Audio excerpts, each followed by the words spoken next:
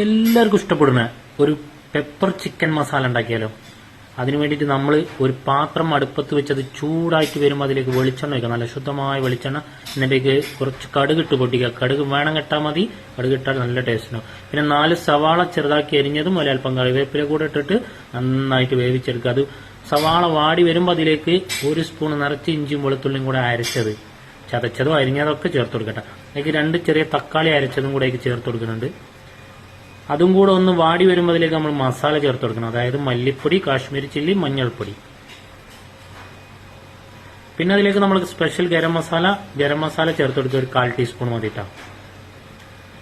ഈ മസാലയുടെ പച്ചമണം മാറി വരുമ്പോൾ നമ്മൾ കഴുകി വൃത്തിയാക്കി വെച്ച 1 കിലോ ചിക്കൻ അതിലേക്ക് വാരിയിട്ട് കൊടുക്കുക.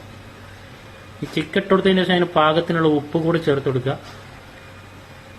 ഉപ്പ് ആദ്യം കുറച്ച് ചേർത്തിട്ട് പിന്നുണ്ടോ നോക്കിയിട്ട് പിന്നെ ഇട്ടാൽ മതിട്ടാ.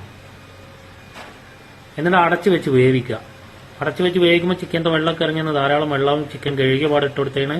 ഇത് ഒന്ന് പകുതിയായിട്ട് വെന്ത് വരുമ്പോൾ ഇതിലേക്ക് നമ്മൾ നല്ല കുരുമുളക് പൊടിച്ചത് ഈ വെള്ളം ഏകദേശം വറ്റി വരുമ്പോൾ ചേർത്ത് കൊടുത്താൽ മതി. എന്നിട്ട് പിന്നെ ഹൈ ഫ്ലെയിമിൽ വെച്ചിട്ട് ഈ വെള്ളം ഒന്നുകൊണ്ട് വറ്റിച്ചെടുത്താൽ മതി.